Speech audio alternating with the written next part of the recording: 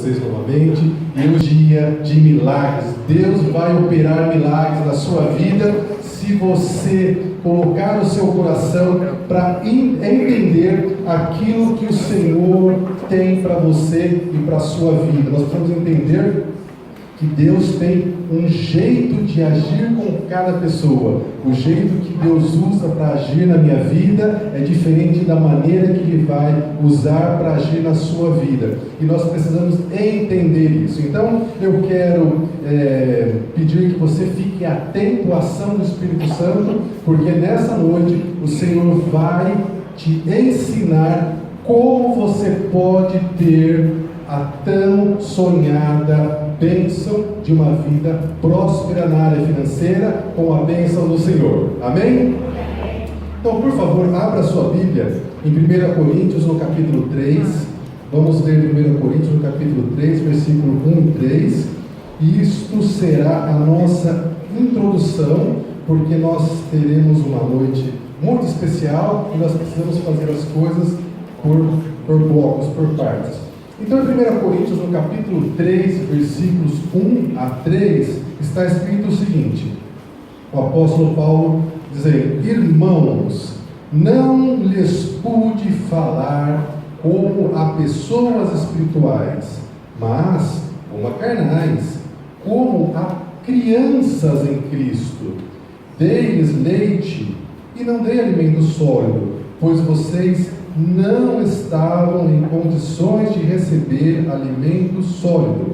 De fato, vocês ainda não estão em condições, mas nós nessa noite estamos em condições de receber alimentos sólidos em nome de Jesus. E vamos ter feijoada. Glória a Deus. Amém. Glória a Deus. Mas, irmãos, quando um médico dá um remédio muito forte para o paciente, por vezes ele precisa dar um remédio para proteger o estômago. Quando você come um alimento sólido, você pode ter um problema de estômago, né? Comeu muito, passou mal. Obrigado, irmão. Glória a Deus. Então, vamos, antes de ir para a palavra em si, ter uma proteção para o seu estômago, para a sua mente, para o seu coração. Então, ainda aí em 1 Coríntios, no capítulo 3, vá para o versículo 18. 1 Coríntios, capítulo 3, versículo 18, está escrito: ninguém se engane a si mesmo.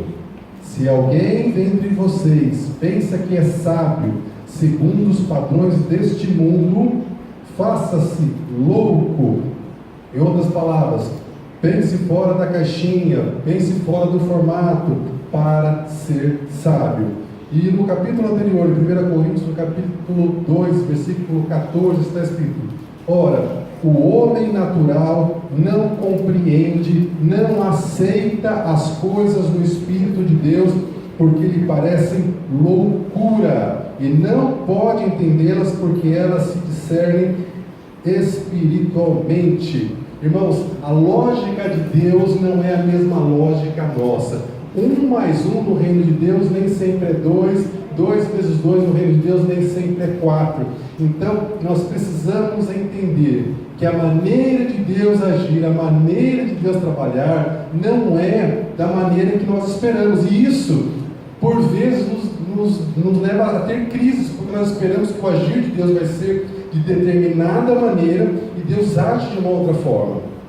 E nós somos incríveis. Quando Deus nos pede uma coisa muito difícil, nós reclamamos.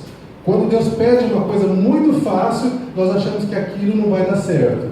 Então nós precisamos nos deixar levar pelo Espírito de Deus e aprender com o exemplo de Naamã. Naamã é um exemplo desses, que Deus pediu uma coisa fácil e ele achou que não deveria fazer porque não ia dar certo. Quem conhece a história sabe que Naamã era um capitão de um exército da Síria, e ele ficou com lepra. E a lepra não tinha cura, mas ele ficou sabendo que em Israel, entre o povo de Deus, existia um homem chamado Eliseu, que era muito usado pelo Senhor, e Eliseu poderia curar Naamã. Então, o Naamã pegou uma comitiva e foi atrás do profeta Eliseu, e ele pensou: Quando eu chegar lá, o profeta vai vir até mim, vai fazer um monte de coisas, vai dizer isso, vai dizer aquilo, um monte de ritual, e por fim a minha cura vai chegar.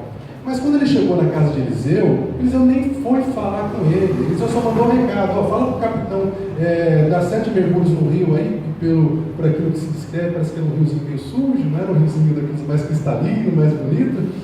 E o Naamã ficou indignado: não, mas puxa vida, eu vim de tão longe, esperava, né, que Deus fosse fazer tantas coisas e agora eu tenho que simplesmente mergulhar 7 vezes nesse riozinho sujo. Não vou fazer isso não. E estava voltando embora para casa. E aí o pessoal que estava com ele falou assim: mas capitão, vamos pensar um pouquinho, né? Se o homem de Deus tivesse pedido uma coisa difícil, o senhor não teria feito? Não, eu teria feito, era exatamente isso que eu estava preparado. Mas então, capitão, se uma coisa difícil o senhor ia fazer, por que o senhor não faz uma coisa fácil? E aí teve aqueles minutinhos de reflexão, que isso é verdade. Foi lá, obedeceu, deu 7 mergulhos e foi curado da lepra. Então, irmãos, nós precisamos ter essa reflexão, porque ao longo da mensagem eu vou voltar com a história de Naamã e lembrar a você que o que Deus está pedindo para a tua tão sonhada independência financeira é pouco, mas você precisa entender que isso é pouco. Muito bem, feita essa introdução, nós vamos então falar sobre obediência ao Senhor e vamos começar falando sobre dízimo, que é um assunto que muitas pessoas torcem o nariz, não gostam, pensam que é lavagem cerebral, mas eu posso testemunhar para você os milagres que Deus fez na minha vida por conta do dízimo. E a história é tão longa que eu precisaria de vários e vários cultos para poder fazer isso.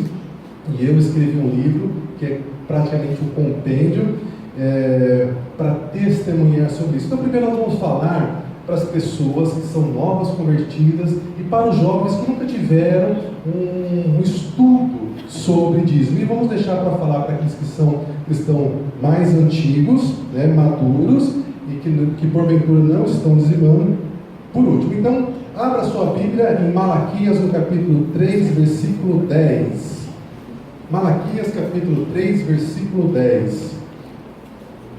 O profeta dá uma instrução muito clara. Ele diz: trazei todos os dízimos à casa do tesouro. A casa do tesouro, na época, era onde o povo de Deus se reunia. Então, hoje nós entendemos que a casa do tesouro é a igreja do Senhor. Trazei todos os dízimos à casa do tesouro, para que haja mantimento na minha casa, e depois fazei prova de mim, diz o Senhor dos exércitos, se eu não vos abrir as janelas do céu e não derramar sobre vós tal bênção que dela vos advenha a maior abastança. Malaquias capítulo 3, versículo 10. Irmãos, assim que eu me converti, todos os domingos o pastor falava sobre dízimos e ofertas. Todo domingo. E eu não era dizimista. Eu dava as ofertas porque eu não concordava com o dízimo. Aquilo não entrou no meu coração. As palavras do pastor entravam por um ouvido e saía por outro. Mas Deus, que é misericordioso, paciente conosco, usou uma estratégia muito interessante para despertar a minha atenção sobre o dízimo. Eu, nessa época, estava com 18 anos, no meu primeiro emprego, e eu ganhava 4 salários mínimos e meio. E eu morava numa outra cidade, eu precisava custear as minhas despesas, o local que eu morava, comida, etc e tal, e tudo que sobrava, eu enviava para minha família, que era composta pela minha avó, que era divorciada, minha mãe, que era divorciada, e mais 2 irmãs menores, que evidentemente não trabalhavam, e eu sou mais velho. Então a nossa vida financeira era um caos, mas como a minha ida para o mercado de trabalho, ela começou a mudar, e eu ganhando 4 salários e meio, na época já parecia uma coisa do outro mundo, porque mudava completamente a realidade da minha família. E nessa época, o meu alvo, o meu sonho era ganhar 8 salários mínimos, que era o salário do meu chefe na época. Né? E nesse momento, eu fiz uma viagem, fui para uma outra cidade. E nessa outra cidade, eu fui visitar a igreja de um amigo.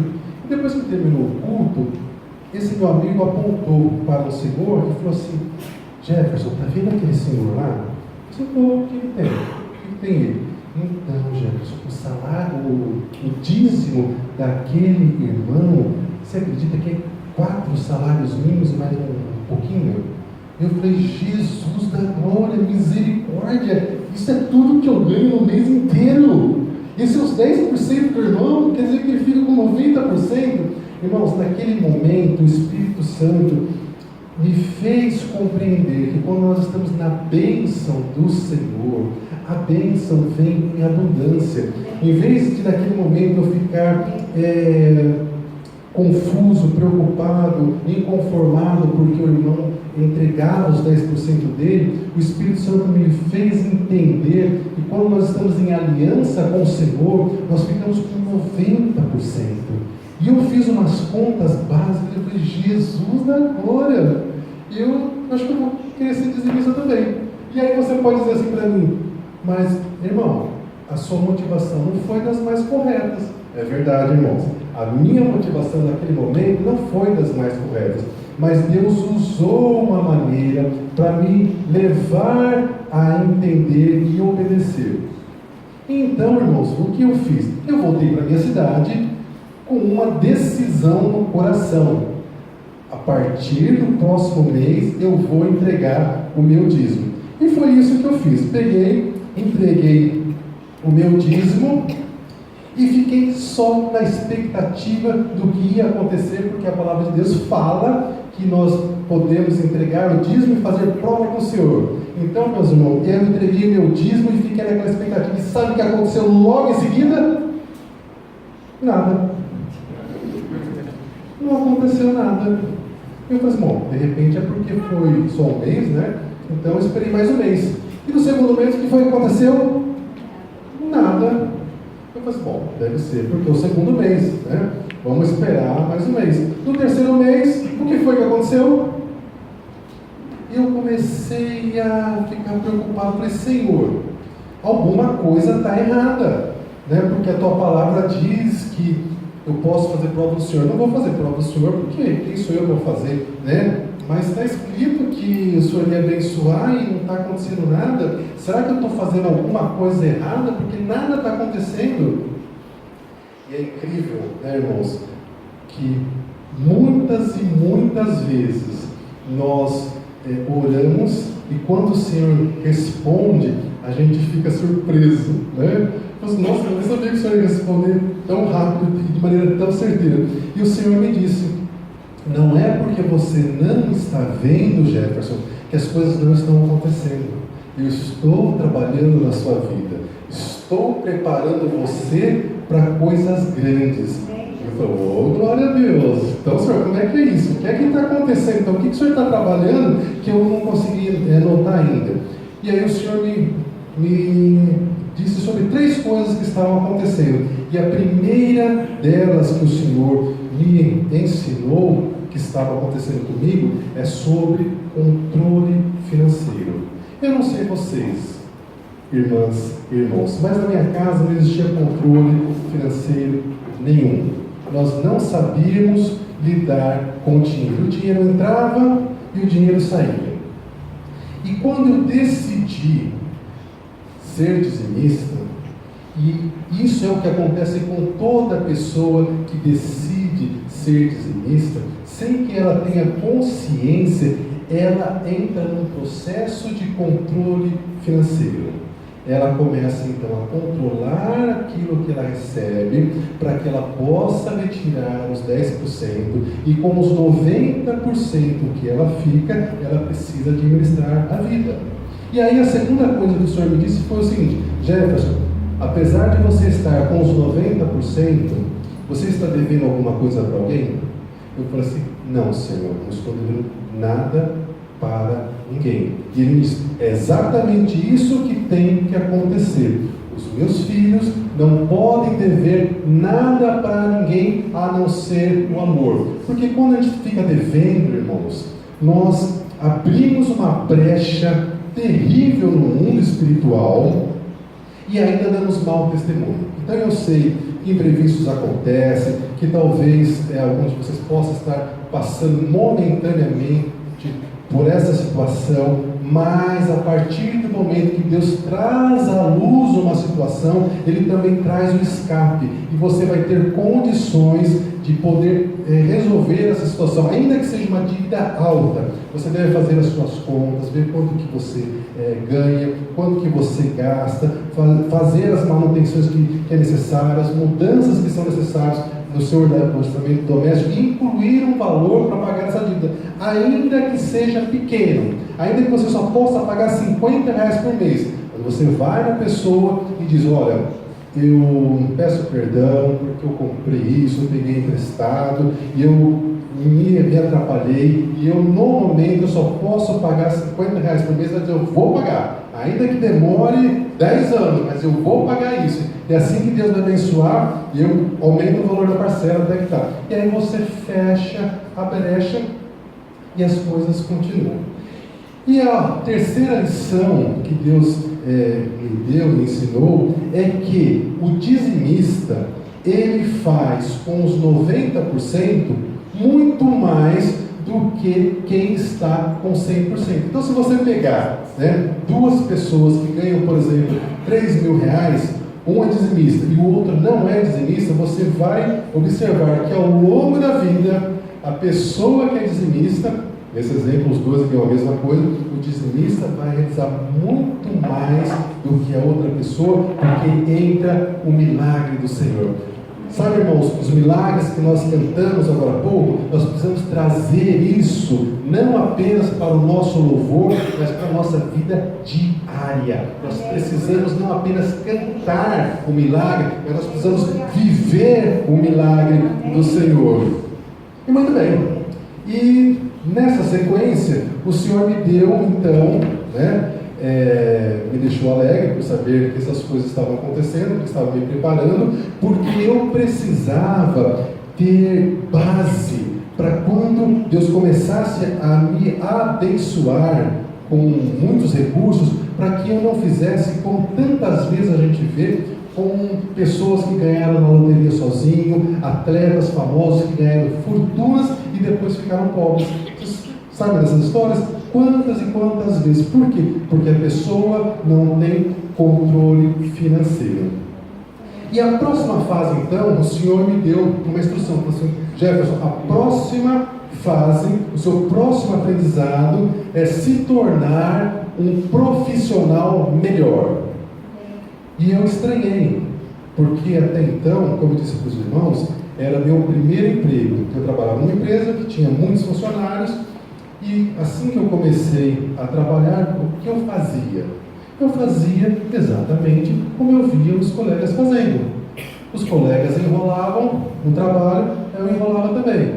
Os colegas faziam de conta que trabalhava, eu fazia de conta que trabalhava. Então, irmãos, essa era a minha postura, porque eu achava que esse era o certo. Os meus patrões estão me explorando, meus patrões isso. Era a conversinha de corredor, quem estava tomando um cafezinho, então eu tinha essa postura. Mas o Senhor me disse: você precisa ser o melhor profissional que você vai conseguir ser, porque eu vou te abençoar. E eu falei: puxa, mas Deus vai me abençoar até a ser um profissional melhor? Então vamos lá. E a palavra que o Senhor me deu foram 2 versículos. Um em Eclesiastes, no capítulo 9, versículo 10. Eclesiastes, capítulo 9, versículo 10, diz: tudo o que te vier à mão para fazer, faça o seu melhor, faça com toda a sua força. E em Provérbios, capítulo 22, 29, está escrito o seguinte: vistes um homem diligente na sua obra, em outras palavras, você conhece alguém que faz o seu trabalho com empenho, que seja muito capacitado? Esse profissional perante reis será posto, não permanecerá entre os de posição inferior. E nisso, irmãos, eu fui então me empenhando, fui ser um profissional melhor, me colocava à disposição para fazer tudo o que precisava. Eu me oferecia, precisava fazer hora extra, ninguém queria fazer, eu posso fazer, precisava trabalhar, eu posso trabalhar. E chegou um momento que as pessoas sabiam que podiam contar comigo. Então, toda vez que tinha alguma necessidade, as pessoas iam lá falar comigo. E o tempo foi passando, né? O tempo foi passando, e um belo dia aconteceu um grande problema na empresa. Irmãos e irmãs, problemas às vezes são circunstâncias, são janelas, são oportunidades que o Senhor abre para nós. Vamos pegar, por exemplo, o exemplo de Saul. Saul, quando estava lá em guerra com os filisteus, Golias era um tremendo problema para Saul. Mas para Davi, o que foi o Golias? O Golias foi uma oportunidade de Deus manifestar em Davi o poder, a presença, a vitória, a honra, e Golias foi derrotado por Davi. Uma outra situação foi do rei Nabucodonosor, que eu gosto muito dessa história, porque o rei Nabucodonosor teve um sonho, os irmãos sabem da história, e é a respeito, como o faraó no Egito, na época de José, que também teve um sonho. Ao contrário do faraó, o rei Nabucodonosor não contou o sonho que ele teve. Ele falou assim: olha, eu quero ter certeza que quem vai me dar a interpretação do sonho sabe o que está falando e não vai me enrolar. Então eu não vou contar o sonho, eu quero que quem me dê a interpretação me diga primeiro o que eu sonhei. E aí o pessoal fala assim: rei, mas aí não dá. Aí não dá. Aí o rei falou assim: ó, se não dá, eu vou mandar matar todos os sábios que tem no reino. Todo mundo ficou preocupado, porque era um problema. Mas e para Daniel? Para Daniel foi uma oportunidade. Ele falou assim: o rei deu essa ordem, então bora orar. Chamou os amigos, disse: gente, vamos orar porque está uma oportunidade. E Deus deu a revelação do que era o sonho e deu a interpretação. Então imagine, irmãos, quando Nabucodonosor ouviu Daniel contar qual era o sonho. Ele não teve dúvidas que ele estava falando a verdade, que ele podia confiar em Daniel, e Daniel foi honrado. E no meu trabalho aconteceu mais ou menos isso. Eu trabalhava numa empresa que vendia semente de soja, adubos, para os fazendeiros no Mato Grosso, e nessa época ia começar o plantio, estavam chegando carretas e mais carretas cheias de semente, e eu era o responsável para fazer o teste de qualidade das sementes, que era um teste que a gente fazia por fazer, porque a empresa que nós comprávamos, a cooperativa que eu comprava era uma empresa idônea, então a gente fazia por fazer. Eu fiz teste, e quando eu fui colher o teste, as sementes estavam todas reprovadas, e eu levei um susto, falei com o meu chefe falou assim: refaça porque você errou em alguma coisa. Eu fiz o teste, evidentemente, e novamente as sementes vieram reprovadas. Eu então falei para o meu chefe e disse para ele: pessoal, olha, já refiz o teste, as sementes estão chegando, daqui a pouco os fazendeiros vão começar a levar essas sementes, se eles plantarem, vai ser, a região toda vai ter uma quebra na produção e vai ser um transtorno isso, vai ser muito grave o prejuízo que vai ser causado.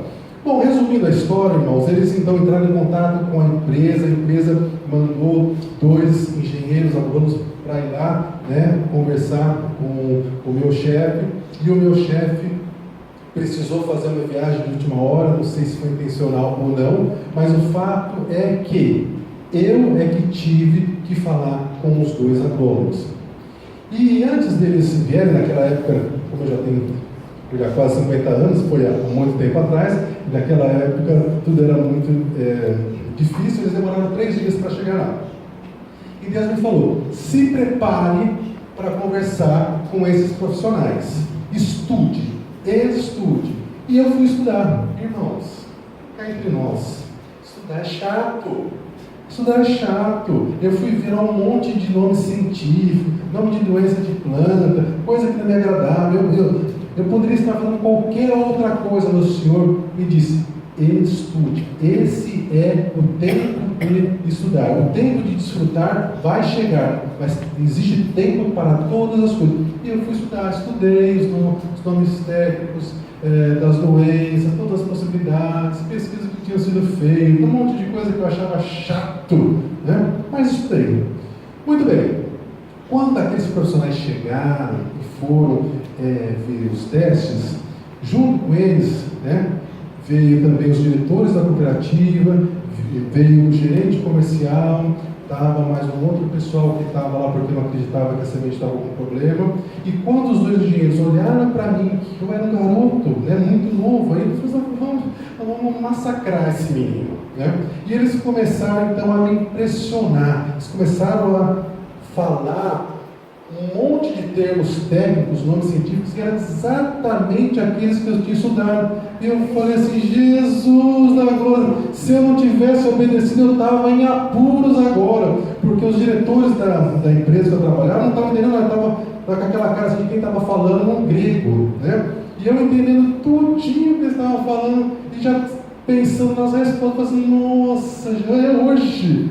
Né? E aí eu peguei, deixei o povo falar, e eles falaram, e aí quando foi minha vez, eu falei assim, olha, com todo respeito, as pesquisas que o senhor está mencionando, elas estão um pouco ultrapassadas, porque segundo as últimas pesquisas feitas pela Embrapa, que era o maior órgão na época, essa doença aí, falei os nomes científicos, blá, não sei o que, eles começaram a ficar admirados, e eu comecei a argumentar, olha, não discordo do senhor por causa disso, por causa daquilo, os sintomas são esses, etc. E tal. E depois de uma conversa longa, essa conversa terminou da seguinte forma, eles falando para mim assim, os dois agrônomos, filho, nós nunca vimos uma pessoa que conheça tanto de semente quanto você.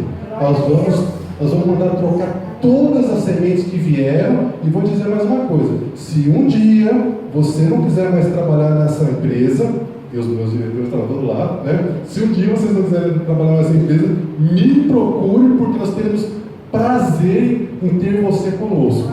Oh Jesus, glória a Deus, né? E aí eles foram embora, as sementes todas foram trocadas, e eu virei o herói da empresa, o cara que sabia de tudo, né? Muito bem. Passado 3 meses, o gerente comercial recebeu uma proposta de emprego numa outra empresa, numa outra cidade que ele queria, que ele foi embora. E eles precisavam então contratar uma outra pessoa para ficar no lugar do gerente comercial. Mas precisava ser uma pessoa que conhecesse todos os fazendeiros, né, da empresa, que conhecesse muito do assunto e que fosse alguém da confiança deles. Aí eles pensaram assim, ao invés de contratar alguém de fora, por que a gente não pega alguém da casa para essa função? E aí, irmãos, quem que eles chamaram para ser o gerente comercial? Pois é, irmãos. E sabe qual que era o salário? Eu ganhava 4 salários mínimos e meio. Era quase 20 salários mínimos. E aí eu vi, irmãos, o quanto é bom obedecer ao Senhor. E tudo isso começou por causa do dízimo. Então, irmãos, Deus faz milagres, mas o nosso problema é que quando nós saímos da igreja, nós esquecemos de colocar em prática aquilo que nós ouvimos e cantamos na igreja. Então nós precisamos colocar em prática, porque se nós colocarmos em prática, Deus vai fazer os milagres que nós queremos, mas nós precisamos fazer a nossa parte. Nós não podemos esquecer, irmãos, que Deus trabalha em parceria conosco. Vocês se lembram do exemplo de Lázaro, quando ele faleceu? Né? Jesus chegou e falou assim, tire a pedra do túmulo. Irmãos, se as pessoas não tivessem tirado a pedra do túmulo, Lázaro não tinha sido ressuscitado. Porque a lição básica ali é o seguinte, nós precisamos fazer tudo que é possível, e aí Deus faz o possível. A minha parte foi estudar, ser um bom profissional. As portas impossíveis, Deus abriu. Então é assim que nós devemos fazer. Nós precisamos trabalhar em parceria com o Senhor e fazer tudo o que é a nossa parte do que é possível. E agora, irmãos, eu quero então falar para aqueles irmãos que já são cristãos há muito tempo, que já conhecem sobre essa palavra do dízimo e das ofertas, vou falar das ofertas daqui a pouco, mas neste momento não estão entregando os seus dízimos. Irmãos, é um erro que acontece com muitos irmãos, achar que basta entregar os dízimos e as ofertas e todos os milagres vão acontecer na sua vida. Os milagres vão acontecer, meu irmão, mas você precisa saber reconhecer que os milagres estão acontecendo, porque senão Deus abre uma janela e você não entende que isso é uma janela do céu. Deus abre uma porta de bênção e você não entende que aquilo é uma porta de bênção e você despreza. Então você precisa estar atento à palavra do Senhor. E eu conheço muitas pessoas que começaram a dizimar e pararam justamente por isso, porque tiveram as mesmas experiências que eu, até o ponto em que eu perguntei para o Senhor por que as coisas não estavam acontecendo. E talvez a pessoa não perguntou, ou se perguntou, não esperou até a resposta chegar. Então, irmãos, em Malaquias, no capítulo 3, versículo 8 a 11, vem uma palavra dura. E essa palavra dura é evidentemente para aqueles que já conhecem, já têm esse ensino, mas não estão colocando isso em prática. Então, com muito respeito a você que possa estar passando por esse momento, eu vou trazer essa palavra do Senhor e creio que o Senhor está te dando uma nova oportunidade para que você coloque em prática aquilo que você tem que colocar em prática. Então, Malaquias, no capítulo 3, versículo 8, está escrito o seguinte: roubará o homem a Deus? Todavia, vós me roubais nos dízimos e nas ofertas. E dizeis: em que te roubamos? Nos dízimos e nas ofertas. Preste atenção agora na sequência do versículo. Com maldição sois amaldiçoados, porque me roubais vós a nação toda. Trazei todos os dízimos à casa do tesouro, para que haja mantimento na minha casa, e depois fazei prova de mim, diz o Senhor, se eu não vos abrir as janelas do céu e não derramar sobre vós uma bênção tão grande que dela vos advenha a maior abastança.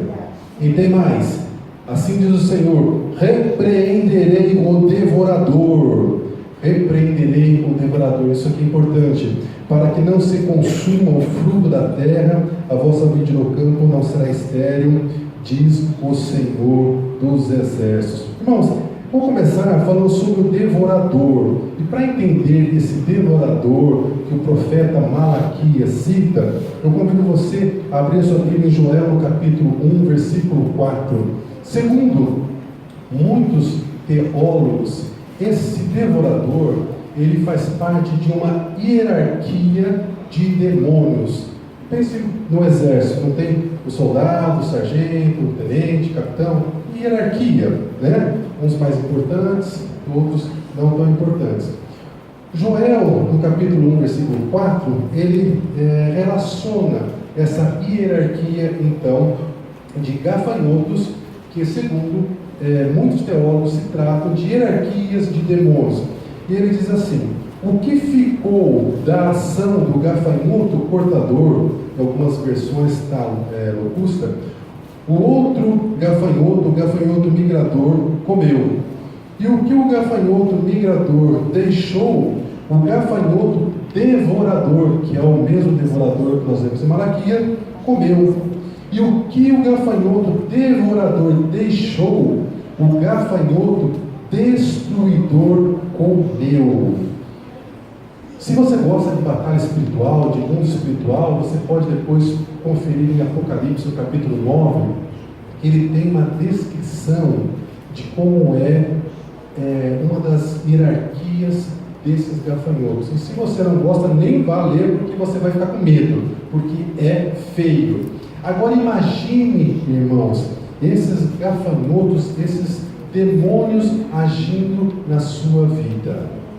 Isso é uma coisa muito séria. Por isso que o profeta Ageu diz assim, Ageu no capítulo 1, versículo 6 e 7. Vocês semeiam muito, trabalham muito, mas colhem pouco. Comem, porém não se fartam. Bebem, mas não se saciam. Vocês se vestem, mas não se aquece. E o que recebe salário, recebe como se tivesse colocado no saco furado. Então, irmãos, o que é que nós temos que fazer? Nós temos que aprender com o Espírito Santo, precisamos aprender com outros irmãos que tiveram mais experiência.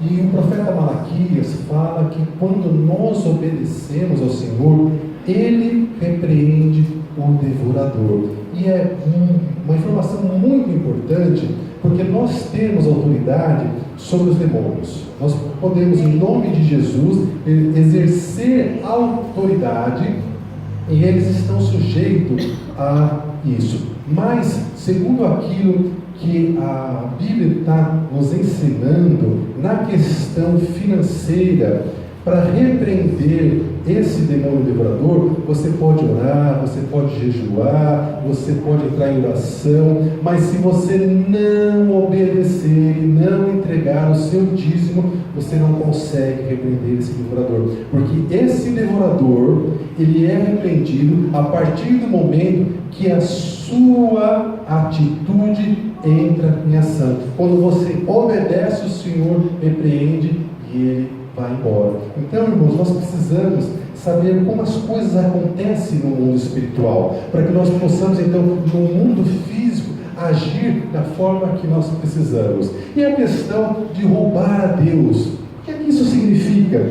Irmãos, quando uma pessoa não confia no Senhor, ela está roubando a oportunidade de ser abençoada pelo Senhor. Jesus uma vez falou assim, que ele não pôde fazer muitos milagres em determinado lugar, porque as pessoas não acreditavam. E é assim na vida do cristão, que não confia que Deus vai abençoá-lo se ele obedecer e entregar os seus 10%. E é muito curioso porque você acredita e confia que você está agora com seus pés em terra firme. Você não acredita que você está com seus pés em terra firme nesse exato momento que os seus chãos estão pisando no chão da igreja? E será que nós estamos pisando no chão da igreja? Será que nós estamos em terra firme? O planeta não está girando no universo? Se de repente Deus virar e falar assim, não vou mais sustentar mais o planeta Terra não vai cair e nós não vamos morrer? Se você confia que Deus vai continuar a sustentar o planeta vai continuar a girar na sua órbita, você vai continuar com essa sensação de segurança que está em terra firme, se você sente isso, se você acredita nisso, você não acredita que Deus vai te sustentar e ainda melhor, vai te prosperar se você entregar 10% daquilo que Ele mesmo te dá, porque em última instância, meu irmão e minha irmã, nada do que nós temos é nosso, tudo é do Senhor. Você pode dizer assim, não, mas eu trabalho, eu faço, eu aconteço, é minha inteligência, é minha capacidade. Meu irmão, mas tudo isso foi o Senhor que te deu. Se Deus te tirar o seu espírito agora, você já era. Então, irmãos, nós precisamos mudar a nossa maneira de pensar. E Romanos capítulo 12, versículo 2, é muito claro nisso. Se você pensa que é impossível para você, para a sua realidade, começar a dizimar, você tem que ser transformado pela sua maneira de pensar, porque se você fizer o seu possível, o impossível o Senhor vai fazer, mas você precisa entrar no processo de mudança. Você tem que começar a viver do jeito de Deus, não é do seu jeito. Nós precisamos entender, irmãos, que o Senhor não vai se adaptar à minha vontade, a minha maneira de ver as coisas. Eu que preciso mudar, eu que preciso me adaptar ao reino de Deus. Afinal de contas, eu que fui levado para lá. Então eu preciso viver dessa forma. Muito bem, irmãos. Sabendo disso, eu imagino que alguns de vocês já devem estar com um processo de congestão, né? Eu falei no início que nós íamos ter feijoada, então eu quero lembrar de novo a palavra do apóstolo Paulo.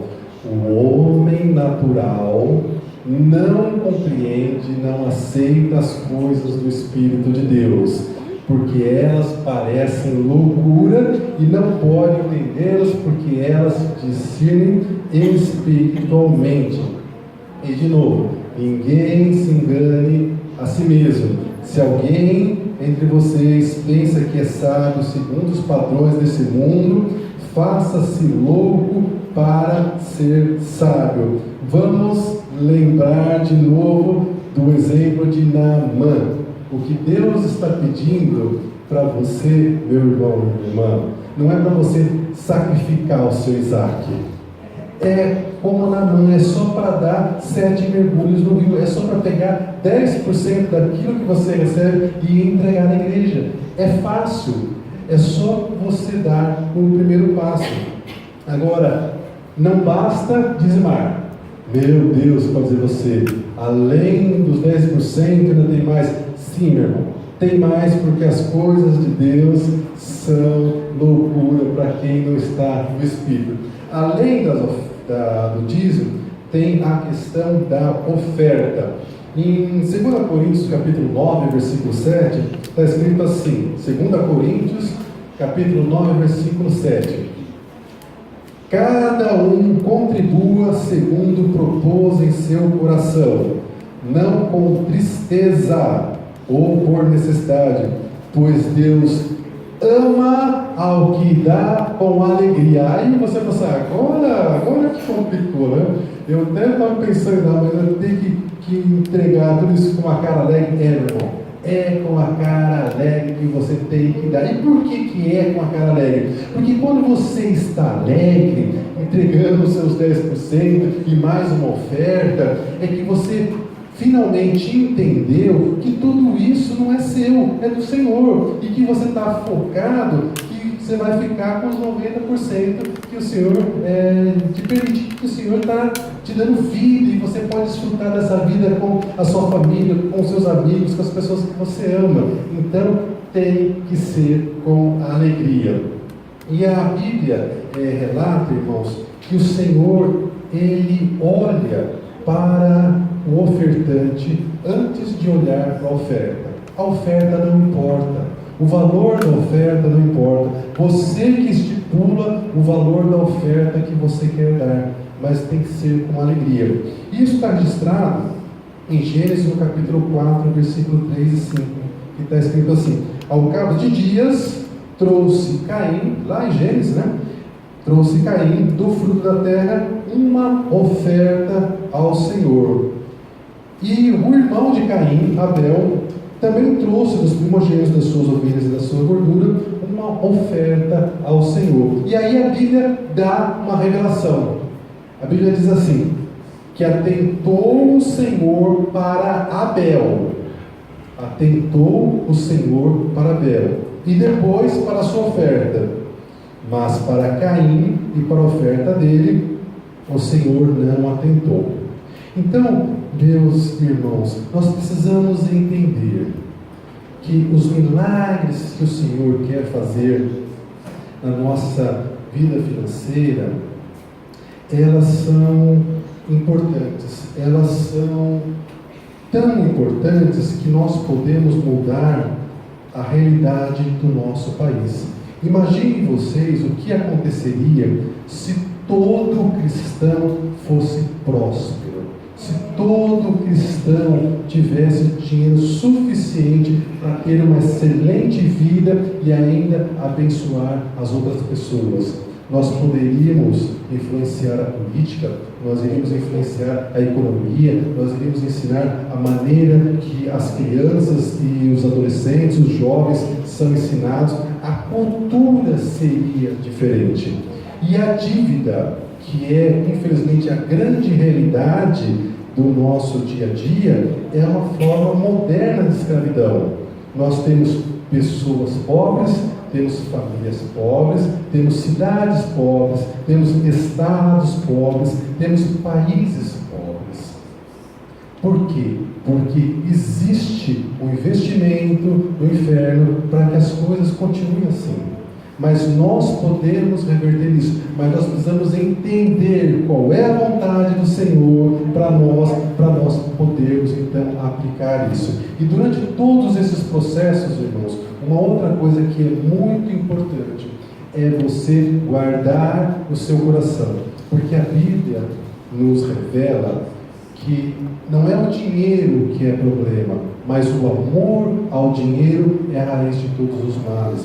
Então é muito comum nós vermos na igreja, entre os irmãos, Deus começar a abençoar financeiramente um irmão ou uma irmã e a pessoa sumir da igreja. E aí começa a se perder com a prosperidade que Deus está dando, às vezes cai, abandona os caminhos do Senhor, abandona a fé, e lá na frente a vida dela vira um horror. Então, em meio a tudo isso, você precisa guardar o seu coração para que o dinheiro não seja uma armadilha na sua vida, porque se você entrar nesse processo e fizer tudo que tem que ser feito, com toda certeza o Senhor vai te abençoar. Muito bem, vamos recapitular. Você deve entregar a sua oferta e o seu dízimo, porque entregar a sua oferta e o seu dízimo não é uma opção, é uma obrigação. A oferta é você quem estipula o valor. Dízimo, como o nome já significa, já diz, representa 10% daquilo que chega às suas mãos. Controle o dinheiro, não deixe o dinheiro controlar você. Pague a quem você deve e se empenhe para ser o melhor profissional que você consiga ser. E fique atento às circunstâncias. As janelas do céu podem se abrir em meio a um problema que pode acontecer. Feito